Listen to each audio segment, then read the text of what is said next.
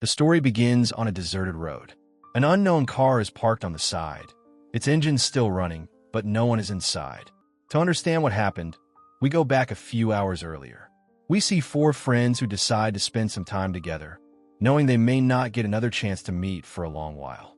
They drive out of the city and keep going mile after mile until the trip starts to feel endless and boring. Suddenly, Taylor feels like he may have missed a turn, but when he checks the GPS, there is no turn behind them and no road ahead either. It's just a straight path that keeps going. Frustrated, Taylor makes a U-turn and speeds up.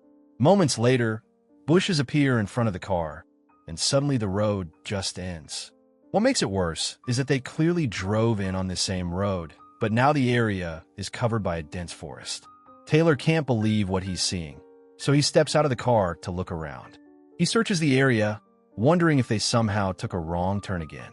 To be sure, he clears some dirt from the ground, checking if there was ever a road underneath. But the soil shows signs of an ancient forest, untouched for centuries. James joins him, and together they inspect the area. Suddenly, James sees something terrifying, something that looks like a figure sitting deep inside the forest. Before he can properly warn Taylor, people begin running out of the woods from all directions, rushing toward them. Frozen in fear, the two don't understand who these people are. But instead of attacking, the strangers run straight to the car and beg for help from Dave and Fresher, who are still sitting inside. The people are clearly in panic. They even claw at Fresher's arm in desperation. Seeing this, Taylor and James realize something important. They only want the car. Taylor signals to Dave to come back. Dave understands immediately. She starts the car, shifts into reverse, and speeds away. This gives Taylor and James the chance to jump back inside, and all four of them escape. For a moment, it feels like their hearts are about to burst. The scene was horrifying. An empty forest, and suddenly thousands of people running toward them. After some distance, they finally start to calm down. But Dave notices something troubling. The fuel tank is empty. She doesn't stop the car right away because it feels like those people might still be following them.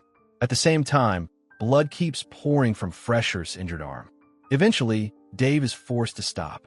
They have to treat his wound, or he could bleed to death. Dave tightly wraps a cloth around his arm to slow the bleeding. That's when they see another group approaching. But this time, something feels different. These people don't look like the ones before. And no, they aren't zombies. There's no virus outbreak here either. The truth is far more disturbing. For now, Dave keeps driving without stopping, trying to put as much distance between them and the forest as possible. They ignore everything else and focus on finding a turn that might lead them out of this place. Hours pass like this. Nearly 5 hours go by, and they're still trapped on the road. Dave has been driving nonstop, so she decides they should switch seats. But when they check the fuel gauge, something doesn't make sense. The fuel level is exactly the same. For the past 5 hours, it hasn't gone down at all. The gauge still shows empty, yet the car keeps running. Still, they ignore it. All they care about now is finding a turn, any turn, that can take them out of this place. They step out of the car for a moment to stretch their legs, but leave the engine running. James warns them not to turn it off. If it stops, it might never start again. Not long after, more people appear in the distance, moving toward them. The group panics, jumps back into the car, and speeds away. The situation is getting out of control. Dave finally speaks up and says they need to talk. If they don't, they'll keep driving in circles forever. She wonders if the entire forest is filled with these people because everywhere they stop, someone appears. She asks the question no one wants to hear. Does this road ever end? Questions pile up, one after another. James, the most logical among them, suggests a disturbing idea. Maybe they're already dead. Maybe everything happening now is the afterlife. Everyone is stunned and asks how he could even think that. James explains that when they stopped at the dead end the night before, maybe Taylor lost control and crashed the car into the forest at full speed. Maybe they all died there, and everything since then is something they aren't seeing, but only feeling. That would explain why they aren't hungry or sleepy. But Fresher's injured arm doesn't fit that theory. His wound is slowly healing, which means they're still alive. Yet they don't feel fully alive either. They're moving like living bodies with no choice, because if they stop, there's no telling what that crowd will do to them. With no better option, they keep driving, taking turns behind the wheel. They try turning on the radio, but it doesn't work. The four friends sit in silence. No one feels like talking.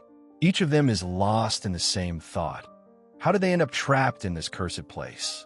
After a while, James speaks again and suggests another possibility. Maybe they triggered some kind of curse, and now they're being punished for it. But that idea doesn't fully make sense either. They were just beginning their lives.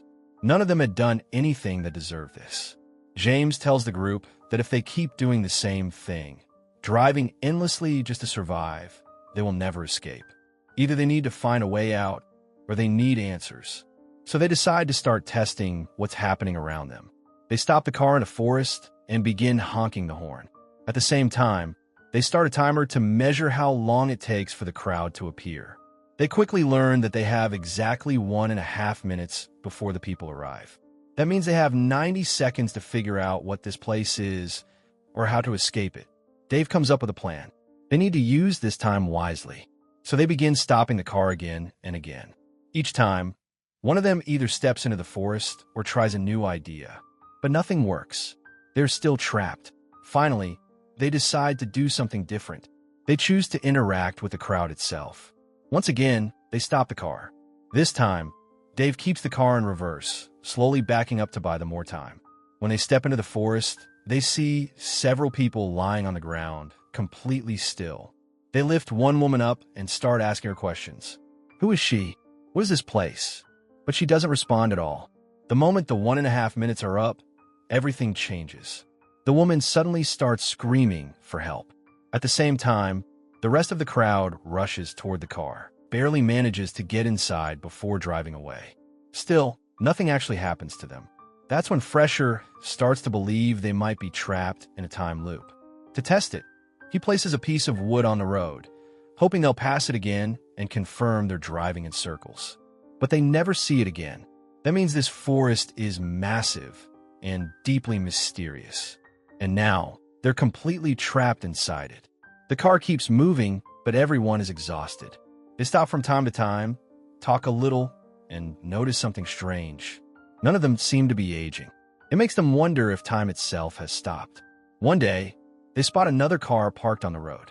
They rush over to check it, but no one is inside. There are no keys either. The most shocking part is the odometer. It shows over 1 million kilometers driven. The group is stunned. How is that even possible? By this point, Taylor completely loses control. Overwhelmed and broken, he slams the accelerator, trying to end everything at once. He wants it all to stop, but the others panic and force him to slow down. He has no choice but to stop the car. Later, it's revealed that Taylor has already driven 56,000 miles, all inside this forest. That distance alone is enough to circle the entire Earth more than twice. And yet, every mile was driven right here. After enduring all of this for so long, Taylor finally gives up. He steps out of the car and walks alone into the forest. James tries to convince him to come back, but Taylor refuses. He's completely exhausted. In the end, the others have no choice but to leave him behind and return to the road. When the car returns, Dave looks around and calls out for Taylor, but he's nowhere to be seen. She keeps trying, hoping he'll come back, but he doesn't. From behind, the crowd begins to appear again. Still, Dave refuses to get inside the car. All she wants is Taylor. In the end, the others force her into the car, and they drive away. James finally says what everyone is afraid to admit. Taylor gave up. Hearing this shakes them all. They continue driving, stopping now and then. Every time they get back into the car, memories of the dealer return. But James refuses to think about any of that. His focus is locked on one thing: moving forward. He believes that whatever this place is, its end must be somewhere ahead. So he keeps telling them to drive. As they go on, they start seeing more cars along the road. All of them are empty. Then they come across another car with a driver standing nearby. The man looks exhausted. James immediately understands this driver has been stuck here just like them, driving for who knows how long. Then something strange happens. More than a minute and a half passes, but the crowd doesn't show up. That means no one comes this far. For the first time, they have more time to stop and rest. But James doesn't want to stop. He doesn't want brakes anymore. He only wants out. Now he insists on driving himself. There's a fire inside him, a belief that he can finally see a way out of this place. The others have lost all hope. They see no reason to keep going. They could beg him to stop again and again. But James tells them to stay in the car. It almost feels like he's trapping them inside. Fresher finally snaps and pulls out the car keys. A fight breaks out. James overpowers him, grabs the keys back, and starts the car again. This time, he drives alone. The others stay behind in the car, waiting for death. But James refuses to give up. He has only one goal left: to escape. Days pass, then months, then years. James keeps driving. His mileage climbs into the hundreds of thousands. He never stops. One day, something changes. It rains. For the first time since entering this place, it rains. James wonders if this means freedom is finally close. When the rain stops, he keeps going, and the cycle begins again. A few months later, he reaches a place where a sign reads "Road End." Ahead of it lies a dense forest. Dozens of abandoned cars are parked there. In that moment, James understands the truth. His friends were right. There is no end to this road. Every car here once belonged to someone who arrived with hope. The realization breaks James completely. He even left his friends behind. Now he is truly alone. Still, a small part of him hopes that one day he might see his friends again. So he turns the car around and starts driving once more. Along the way, he picks up another driver and begins talking about nothing, about everything. Things he never even said to his own friends. Because now he understands how painful a journey can be when you're alone. He doesn't know how long the road ahead is. And if the story keeps going like this, it may never stop. Just like I said in the beginning, this story has no ending. And the truth is, it really doesn't. The ending is up to you.